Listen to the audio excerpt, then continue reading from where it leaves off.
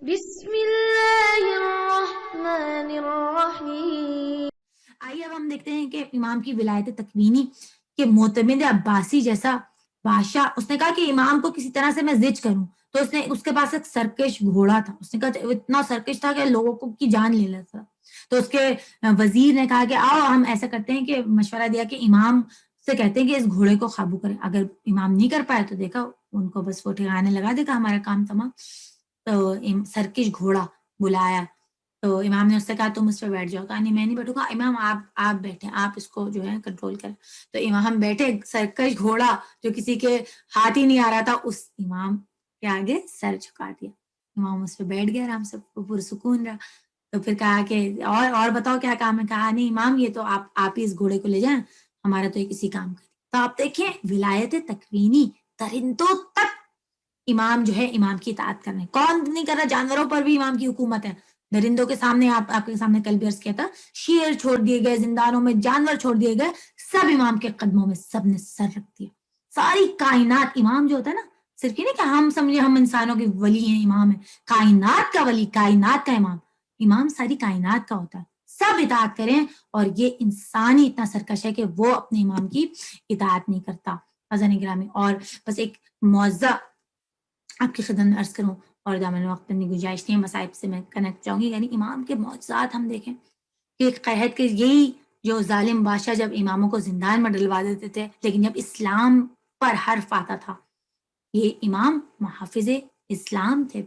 تو ایک مرتبہ کیا ہوا، امام کے 11ویں امام کے دور کا واقعہ ہے کہ قحط کا زمانہ آ گیا، اور ایک راہب آیا۔ اب کیا ہوا کہ راہب آیا اور وہ دعا کرتا تھا، یعنی کرسچن، اور اس کی وجہ سے بارشیں ہو رہی ہیں۔ اب لوگ کیا ہو رہے ہیں، منقلب ہو رہے ہیں مسلمان، کہا کہ بھئی ہم دعائیں کر رہے ہیں کچھ اثر نہیں ہو رہا، یہ راہب کرسچن دعائیں کر رہے ہیں تو بارشیں ہو رہی ہیں۔ تو لوگ جو ہے مرتد ہونے لگے، کرسچینٹی کی طرف جانے لگے، لوگ عیسائی ہونے لگے۔ اب بادشاہ وقت پریشان ہو گیا، اس نے کہا بھائی کون کر سکتا ہے مدد، کہا سوائے محافظ قرآن جس کو تم نے، محافظ اسلام جس کو تم نے، محافظ قرآن بلکہ اسلام جس کو تم نے وہاں ڈالا ہوا زندانوں میں، ان کو بلا کے لاؤ، ان کے علاوہ کوئی ہیلپ نہیں کر سکتا۔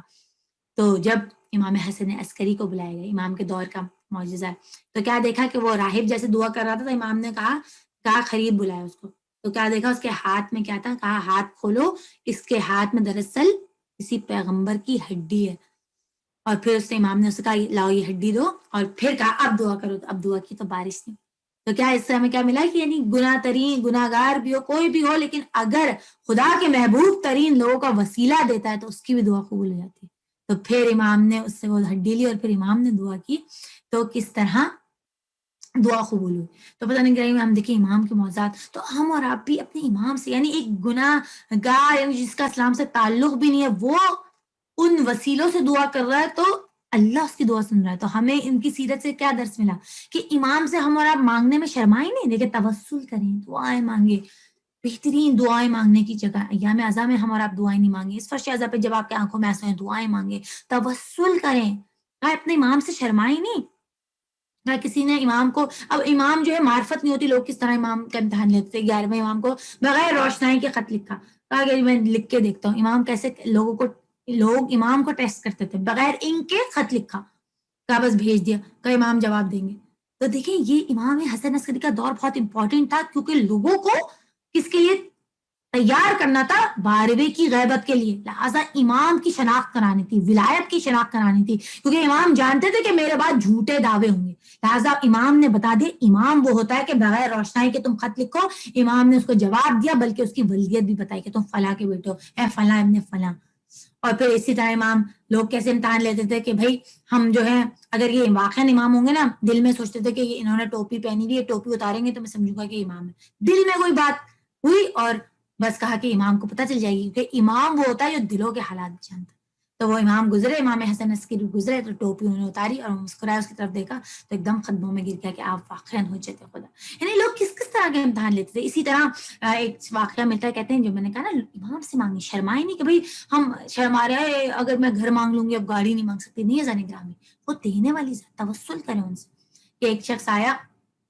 ان کا نام تھا ہاشم، وہ آیا اور کہا کہ امام میں قرضدار ہوں، تو امام نے ایک مطلب میں امام کا اختیار بتا رہی ہوں، امامت کا، انہوں نے فوراً ٹھوکر ماری، کہا زمین سونا بن گیا، اور پھر وہ سونا لے کے گئے تو ایگزیکٹ اتنی رقم نکلی جن کا ان کو قرض ادا کرنا تھا۔ پھر انہیں جناب ہاشم نے کہا کہ میں سردی آ رہی، سردی کا کپڑے نہیں، اب امام سے مانگوں یا نہیں. تو امام نے خود مخاطب کر کے کہا کہ اے فلاں ہاشم، تم ہم سے مت شرماؤ، ہم سے تکلف نہیں کرو مانگنے میں. لہٰذا امام نے پھر دوبارہ ٹھوکر ماری، سونا بنا، اور پھر اتنے ہی کپڑے اتنے وہ بازار میں فروخت کیا تو سردی کا کپڑا ہے.